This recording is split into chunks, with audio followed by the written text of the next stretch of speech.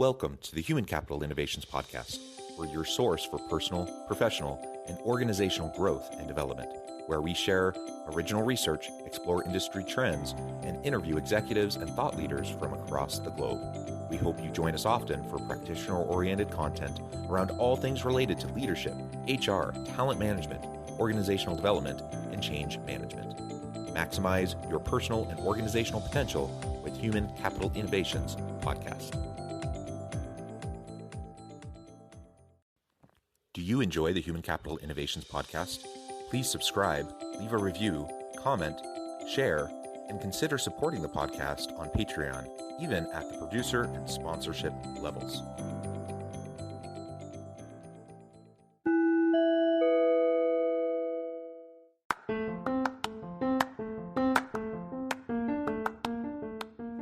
Welcome to the Human Capital Innovations Podcast. In this HCI episode, I talk with Stephen Halasnik about accepting change, scaling your business, and lessons in leadership.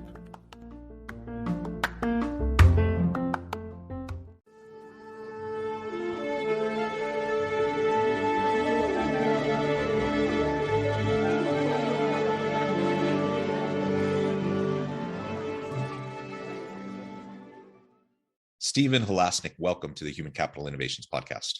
It's great to be here. Thank you. It is a pleasure to be with you today. You're joining us from New Jersey. I'm south of Salt Lake City in Utah. Today, we're going to be talking about entrepreneurship and scaling your business. And as we were talking in the pre-interview, we were also talking about this idea of accepting change and change management. Now, in that initial conversation, I think we were coming at it from slightly different perspectives and angles. In my mind, successfully scaling an organization is all about change management. Scaling product lines, scaling some of those sorts of things, perhaps not. It's about replicating and mass producing and leveraging existing competencies. But anytime you're scaling an organization, you're growing an organization, you're adding employees, you're adding in complexity.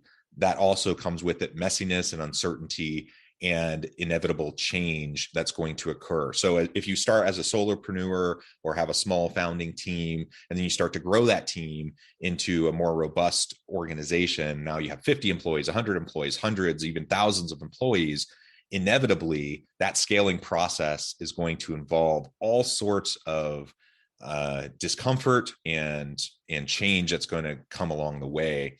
So we're going to talk about that tension between accepting change as it comes, but also scaling and replicating and doing some of those sorts of things as we grow a business. You come to this conversation as a serial entrepreneur. And so I'm really excited to tap into your wisdom and insight as we explore this together. As we get started, I wanted to share Stephen's bio with everybody. Stephen Halasnik is a serial entrepreneur that has built 7 companies over the last 25 years with yearly revenue in the 5 million to 20 million range, including an Inc. 500 fastest growing company. His current company, Financing Solutions, provides lines of credit to small businesses throughout the United States. And Stephen, anything else you would like to add by way of your personal or professional background or context before we dive on into this conversation?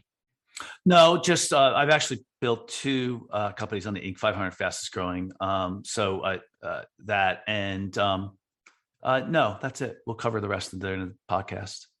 Wonderful, wonderful. So why don't we start with just a little bit more of an overview of not necessarily all of the companies. Maybe you could focus in on the 2 that are on the Inc.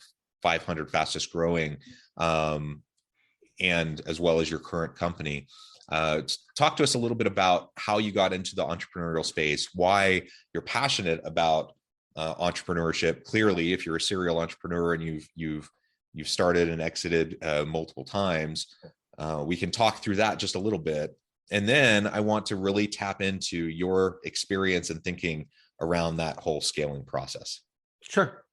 Well, to start off with, I hate the word entrepreneurship because it makes it seem like someone's like, it's a French word and it makes it seem like it's a big deal. It makes it seem, oh, I'm an entrepreneur. In fact, when somebody says I'm an entrepreneur at like a dinner party, I'm a business owner. Okay? It can mean a lot of things, right? Yeah. And usually if somebody says I'm an entrepreneur, they probably just started. Because if you've been through enough businesses or business situations, you get beat up a lot, and it's not so great saying that I'm an entrepreneur, because you're down in the trenches on a consistent basis. Now, they'll certainly, as your companies grow, and scale is a good word for it, you learn not to be in the trenches, but even at a $25 million, right now, I actually have 3 businesses. 2 are $25 million in revenue. Another one is a small, I own commercial real estate. So that's another business. But the 2 I have right now, well, one of them, at least at, even at 25 million, you're still in the trenches, but not as much as you were when I had like $1 million business. So, yeah, so that's, scale, like originally before we got into the podcast, we were talking about change, and what threw me, there's 2 different types of change, in my opinion. There is change that occurs because something good is going on, and that's a growing, scaling business. Yeah. And boy, that's a lot easier to change. Okay. When you need to change a behavior in yourself. But there's the other type of change when things are going really bad, and you have to face that change. That is a lot worse and a much harder. And I've just, I'm 57 years old. I started my first company when I was 30. I am a professional entrepreneur, a professional business owner.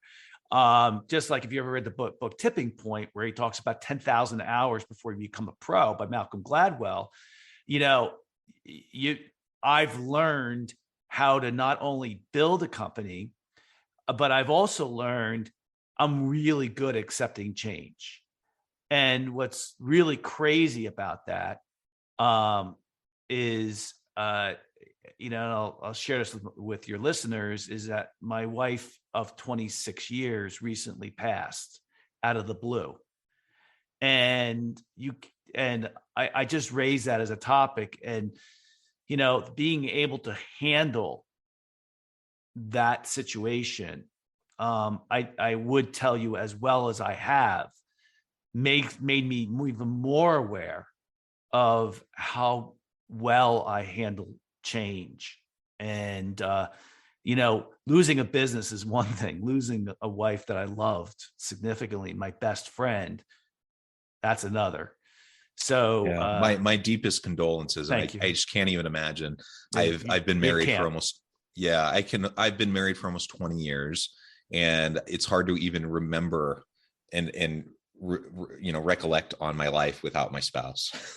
Our lives are so fully entwined, and yeah, so my deepest condolences. Thank you. And I would tell everybody who's been married for a while, go take 2 weeks off. Don't talk to your wife, and don't have her talk to you. And just imagine that you're never going to talk to her again, or she's never going to talk to you again, and come back to your marriage. And I had a fantastic marriage. I love my wife, and you'll come back and with a completely different attitude about all the little things that you pick at each other on. I mean, not that my wife and I did that much, but boy, I would love to be able to pick on her again. So, yeah.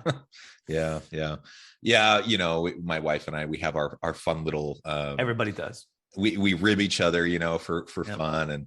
And sometimes it gets a little bit beyond just having fun with each other. And that's where the problems happen. But yeah, it's wonderful to have a partner in crime. And you highlight, this is one example of, there's many examples of how life throws you curveballs, right? And the reality is, when you're a business owner or entrepreneur, you have to deal with all the messiness of the organization. Yep. The messiness of dealing with your team and just trying to make payroll and all the challenges associated with all of that, right? But your life is still happening outside of work. Now, oftentimes, I don't know if this applies to you, oftentimes serial entrepreneurs are often, also kind of like workaholics, and work is their life. But even in that situation, you still have stuff outside of work, and you still have family and you have friends and you have community and you have your health and you have all these things, and life throws you curveballs. And so you have to be adaptive and ready and willing to adjust as those things happen. And everyone deals with it. That we all deal with different things, but we all deal with constant change going on around us in our lives. Sometimes that's at work, sometimes it's at home or whatever. And so I like how you're framing it as accepting change, being willing to lean into the change, recognizing, I mean, we can put our heads in the sand, we can try to ignore it, we can try to pretend like everything's okay, like everything's how it's always been, but that's not true. And we're only deluding ourselves and fooling we're not actually going to come out of that any stronger if we don't deal with it. So we have to be able to face it head on. We have to be able to deal with it. And that means there's going to be grief. There's going to be pain. There's going to be heartache. There's going to be challenges and the wrestles of life. And that all is going to continue to occur. And it's going to happen throughout our lives. In different ways it's going to manifest. And so learning sooner than later how to be agile and adaptive to the changing context and circumstances around us, I think is really important. Now, you highlighted, I think it's a good distinction between kind of these really hard life changes that happen to us, or recognizing that there's something wrong with how we're approaching something, that we have to adjust in our behaviors, our attitude, our mindset, whatever. That can be really hard to shift and to change versus, say, the scaling of a business. Scaling a business involves tons of change, process change. It involves structure and design change, work life change, like all these different types of changes occur when you're scaling a business. But let's be honest, if you're scaling a business rapidly, that's a headache, and it takes a lot of time and effort, and it's a challenge, but it's a really good challenge to have, right? Because you're growing, and growth can mute a lot of the pain of change when you have that constant growth and the energy and the excitement surrounding all of that. And so recognizing that we need to manage both types of change in our lives and at work, I think, is important. And part of what you said, at least what kind of clicked for me and stuck out to me as you said it, maybe this isn't what you meant, but you can totally correct me if I interpreted it wrong. But I think about fundamental changes that have to occur as I look at myself in the mirror, as I recognize, the way I'm interacting with my team isn't going to work moving forward. My mindset isn't going to work moving forward. I need to fundamentally shift the way I am working with the organization. That is a huge challenge to most people's egos, isn't it? And so a lot of this accepting change, I think, is about leaning into challenging your own ego and becoming secure enough in yourself that you are willing to recognize and acknowledge when there are problems, when there are mistakes, when there are setbacks, when there are, inadequacies or failures or anything like that, that we don't need to pretend like everything's fine. We don't need to have faux confidence. We can acknowledge that there are real issues and real problems and challenges. And that then gives us the opportunity to address them.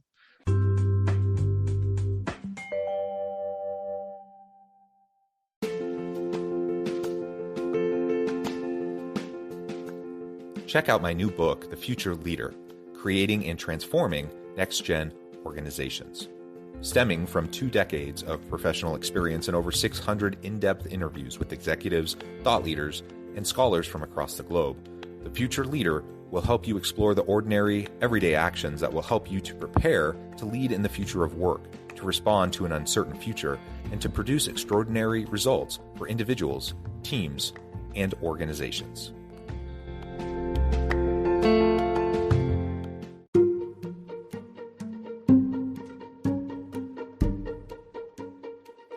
Welcome to the Human Capital Innovations Academy. Courses, micro-credentials, and certificates to upskill and reskill for the future of work. All HCI Academy courses, micro-credentials, and certificates are designed, developed, and delivered by award-winning and internationally renowned scholars, educators, thought leaders, executives, and practitioners. Our courses, micro-credentials, and certificates will help you make your mark on the future of work and make an immediate impact in your organizations. Check out the HCI Academy and our many course offerings and certificates to upskill and reskill for the future of work.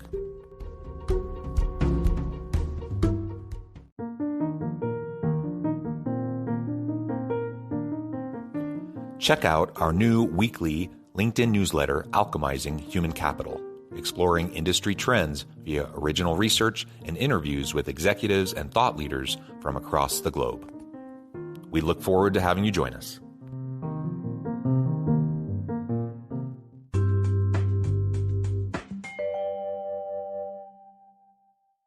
I've been lucky enough to meet a lot of business owners. I have two friends that I know that built billion-dollar companies, and I'm not exaggerating. So they both went public and they built billion-dollar companies, and so I know a lot of business owners. And the first thing is, not every business owner. There isn't one way that someone runs a business, but the smaller business owners that I have met are people who are just set in their ways, and they don't know. They're not self-aware. And so the people that I've seen that have been very successful, again, this is who I've seen, are the ones who are very open-minded and self-aware. So if you are a opinionated person and you are set in your ways, I tell you that the probability that you will always have a small business is high. If you are open-minded and you are willing to accept and embrace and actually move toward change, your company will grow bigger.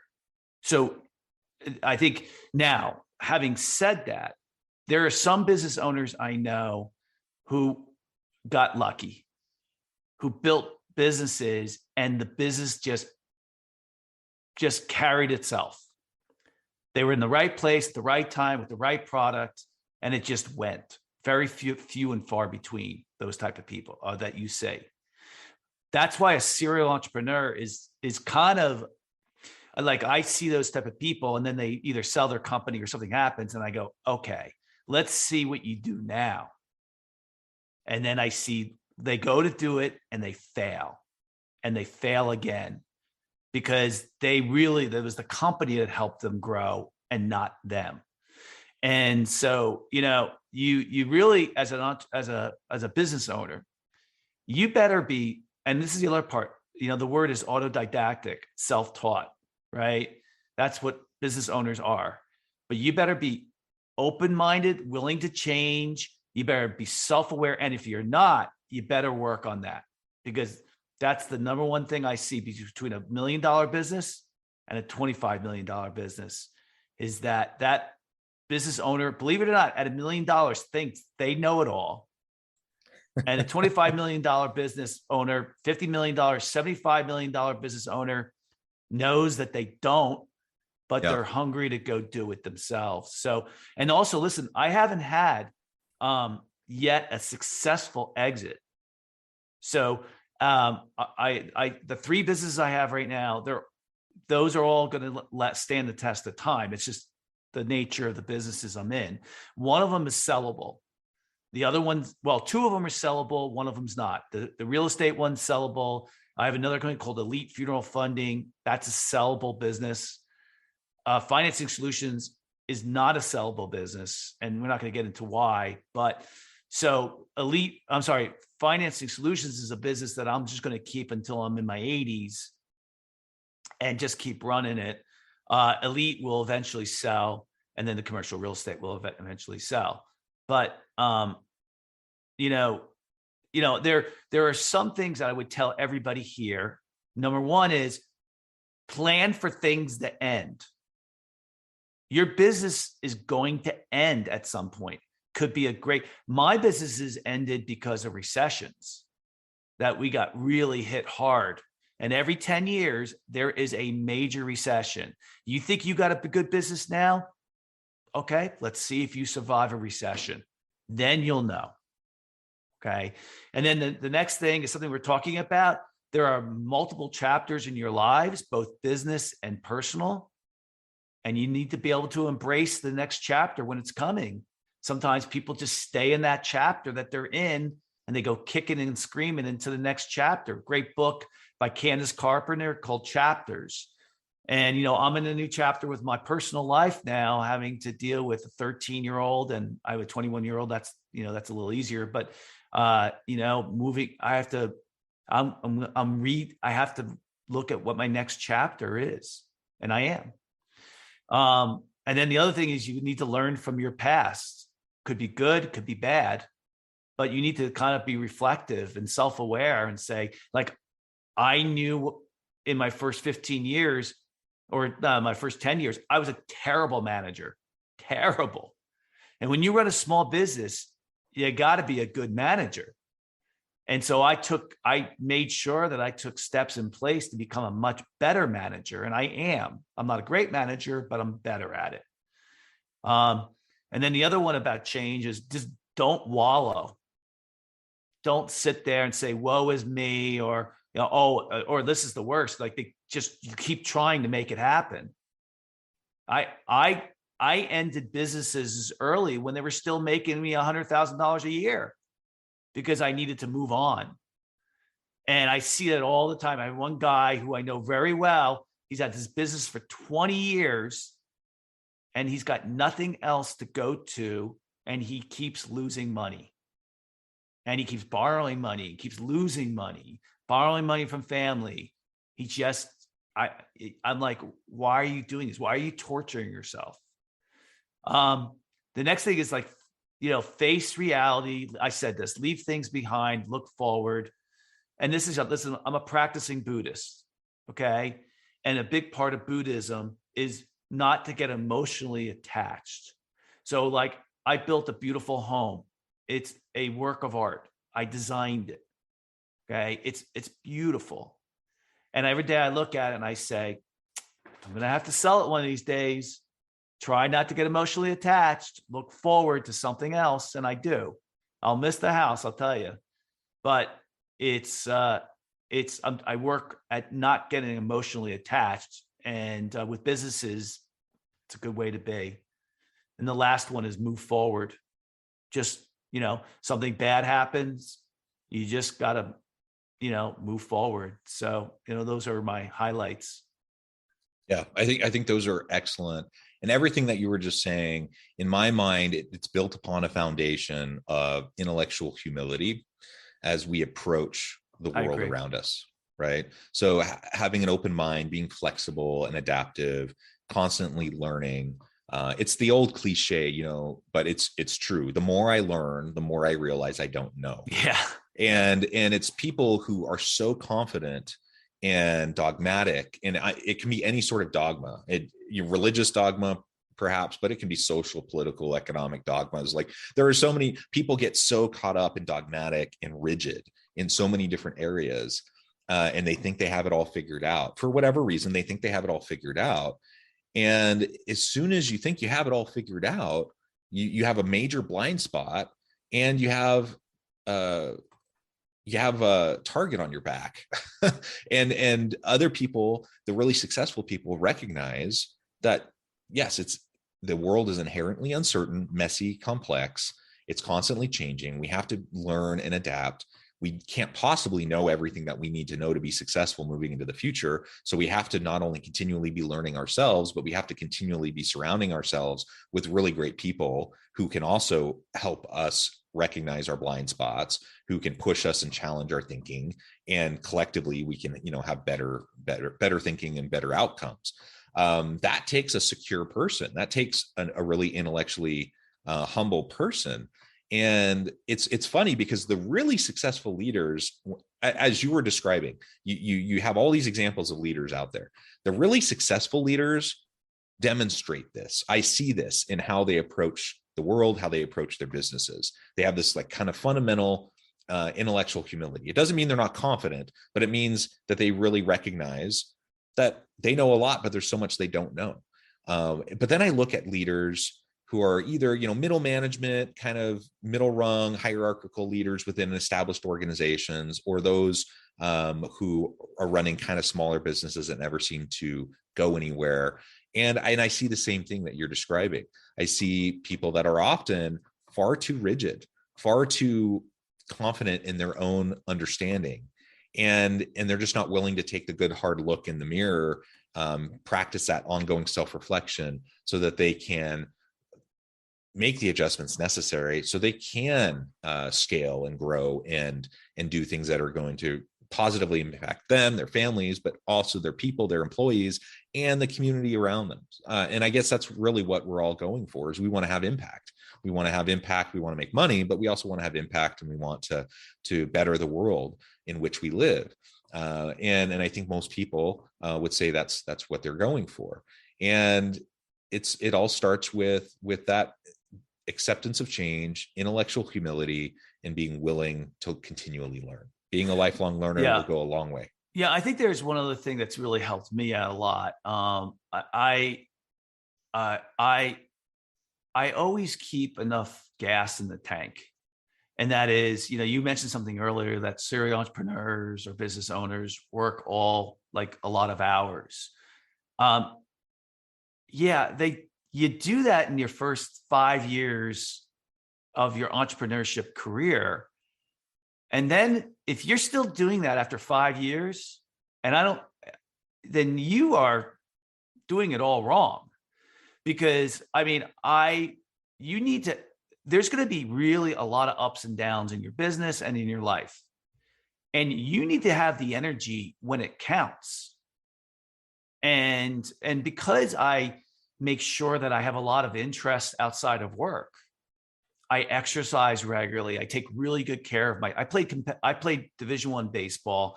I'm a really good athlete. I played lots of sports at a really high level. Right now, I do competitive rowing. I was a ranked tennis player when I got out of college. I make sure that, so my point being is that what I look at my business is like, when I'm at my job, it's game time. It's the playoffs. It's the championship round. And you can't be at your best for, 14 hours a day, 7 days a week. You just can't. You can be at your best for 6 to 8 hours a day, 5 days a week. But the reason why I still love what I do is because I always have gas in my tank, and I take really good care of myself. I eat right. If I watch my emotions, I exercise all the time. Those are things that really have helped me deal with some really rough situations. And so that's the number one thing I would say. You need to take care of yourself first, because if you don't, then your business and your personal life is going to really be affected. Well said, Stephen. This has just been a really fun and fascinating conversation. I appreciate your vulnerability and your willingness to open up and share with us. I note the time. I'm going to have to let you go here in just a minute. But before we close for today, I wanted to give you a chance to share with listeners how they can connect with you, find out more about your work, and then give us the final word on the topic for today. I didn't come on the podcast to promote my company. I just came on because it's fun. But my company is, if your business is looking for a line of credit, you can go to financingsolutionsnow.com, and you can learn about us there. If you want to reach out to me because you have some questions or some help or whatever, I'm happy to help. My email address is halasniks@gmail.com. So it's HALASNIKS@gmail.com, or you can reach me at 973-714-9353. And then your last word of the day is, it's a good question. Read Who Moved My Cheese Read it. It's a short book. I think it'd be a good thought starter into embracing change, which I think is a critical component of running a business.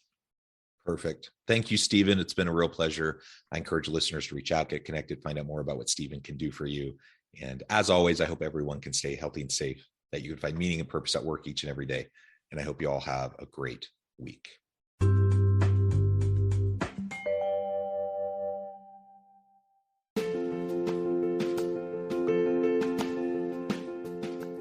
Bluer Than Indigo Leadership, the journey of becoming a truly remarkable leader. Early in my adult life, I learned about an Asian proverb that translates as bluer than indigo. If you think about the color indigo, it is a brilliant, deep, and vibrant blue, what some would call the bluest of blues. To have something that is bluer than indigo is rare and truly remarkable. Contrary to popular myth, there is no one-size-fits-all or cookie-cutter approach to effective leadership. There is no silver bullet, no secret sauce, no go-to model that will solve all of your problems.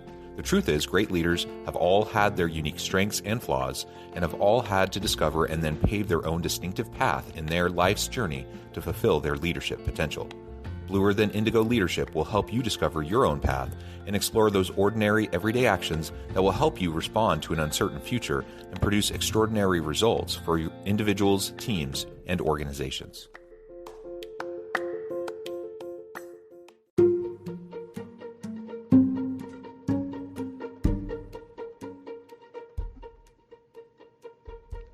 Check out Human Capital Innovations magazine, Human Capital Leadership.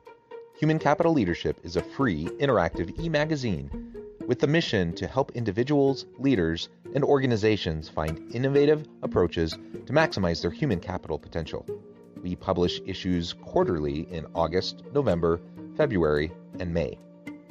Take a look at the latest issue and let us know what you think.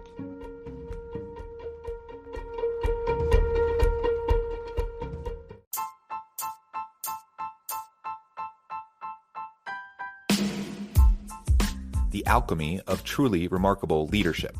Ordinary, everyday actions that produce extraordinary results. Consider how the nature of work has shifted over the past 50 years. With increased globalization, rapid technological advancement, and the shift in economic composition, the average job of today looks very different than the average job of 50 years ago. What will the jobs and organizations of tomorrow look like? Moreover, what does this all mean for organizational leaders? What are the core competencies and capabilities of organizations and their leadership that are prepared for continued disruption and geopolitical and socioeconomic shifts? Regardless of what the future holds, increasingly, leaders need to be socially minded, data-driven, decisive, champions of talent, and disruptors of the traditional notions of leadership, teams, organizations, and work. The Alchemy of Truly Remarkable Leadership will help you to explore your own leadership competencies and capabilities and consider ways to apply and implement them into your workplace and personal life.